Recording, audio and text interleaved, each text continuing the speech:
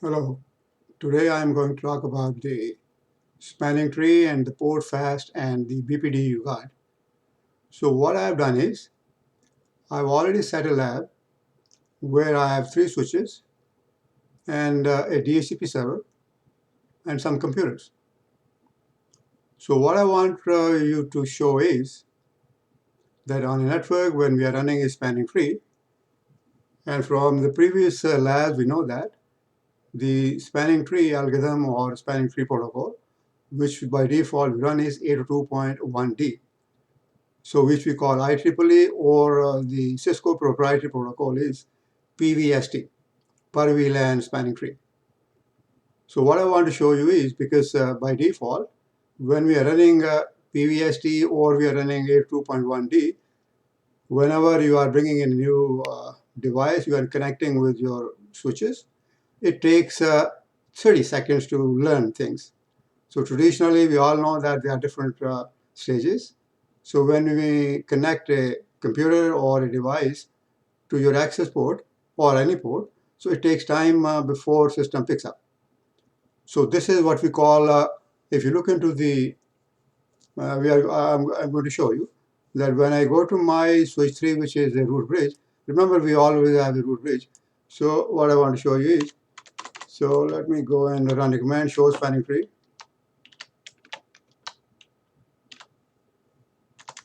Command show spanning tree. So you can see that in a spanning tree, on the top IEEE, that means 2.1D. But when we look at the show run, it shows us the Cisco proprietary PVST. So if you look into this specific thing here, hello timer is 2 seconds, max is 20 seconds, and the forward delay is 15. So 15 second means, because we are in this spanning tree scenario, so from listening to learning and learning to forwarding, system is going to take 15 seconds each. So that means it takes about 30 seconds before it learns or before it starts forwarding. So let me show you here is. So right now, if I put a computer on one of the ports, so let's go to one of these switches. Doesn't matter whichever switch. So let's go to switch 3. And what I want to do is I want to go and configure one of the port. I want to show you because this is what happens. So we go to the global mode, and then we go to the interface.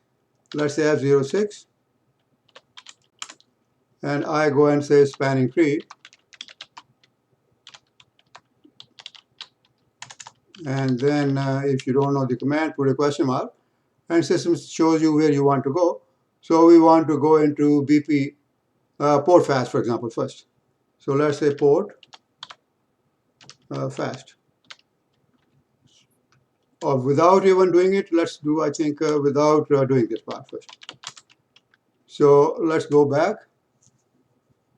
I want to show that if I connect a computer with a port, how long it takes. So I'm putting a computer here.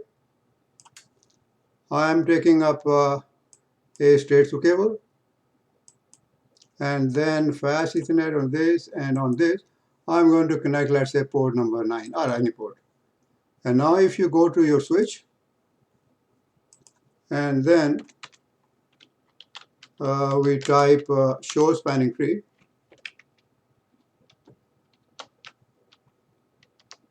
show spanning tree. Oh, well. So you can see that on port number 9, it shows your learning state. Have you seen there? Everybody must watch this one. So when I configure this port, because I want to connect a computer, so clearly system is going to go and follow this rule, which is the algorithm, forward delay, 15 seconds from listening to learning and then from learning forwarding. So that means now you can see that. So for 30 seconds, you are going to wait. So sometimes what happens in a network, when you are booting from a network, or your computer is getting address from a DHCP server, so this 30 seconds is too long. It looks eternity. So let's see how it goes. Let me go back and see whether system has learned this one now. Is it in forwarding state?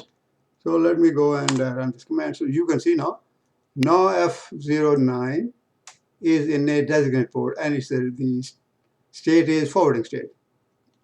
And if you go back to the computer and we double click here, we go to desktop. And now when I go to IP configuration and I go DHCP, I want to show you, you can see that it gets the dynamic address from DHCP because I've already set it DHCP. Okay. So it took some time. Let's try to do this port fast. We don't want to wait for those 30 seconds, okay? We want system to be moving right away into forwarding state rather than going through the listening, learning state, okay? So let's go and go to the switch. And let's go and configure another port. So what we do is, you have to go to the port. So for example, let me go and say interface F0, let's say, well, hopefully 4, okay? 4 in our use, okay. And then spanning tree, spanning dash tree.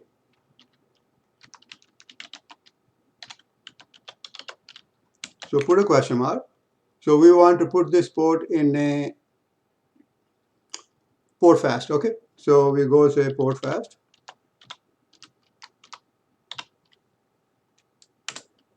Okay, so you can see that system is telling us that if you are putting it, it is good for you that you only go and do the normal devices like computer, servers, and all those. Don't try to put connect with the trunk ports because then there will be a problem. So what we are doing is when we define this one, traditionally we call them access ports and we connect our computer and all that. So what I've done is I've configured this one to become a port fast. So system is not going to take time. That's number one. Number two, now we go back and let's go and connect the computer. So let's pick up a computer, run a cable, and then you go to port number 4 because we defined that. And now you go to your switch and type this command show spanning tree, show spanning. And now you can see that right away it has gone into forwarding state. You can see this one. So it doesn't wait for this forward delay 15 seconds for from listening to learning and from learning forwarding. Right away it has gone into this port. So let's check whether they got the DHCP address. So we go desktop and then you go IP DHCP and you can see right away it got the address.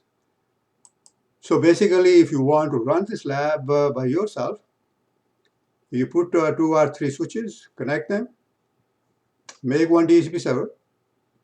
You don't have to configure nothing on your switches, no VLAN, no nothing, because by default everything in VLAN 1.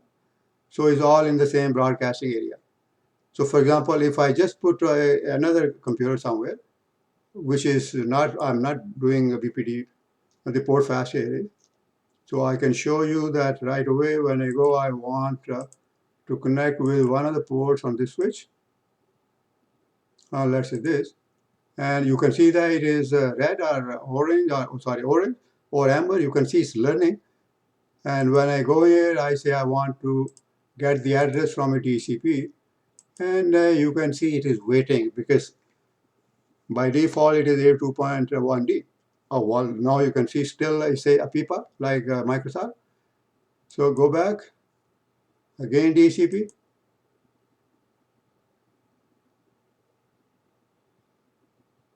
Wow, it's still failing. Okay, one more time. Yeah, you can see now it took so long. I just want to show you.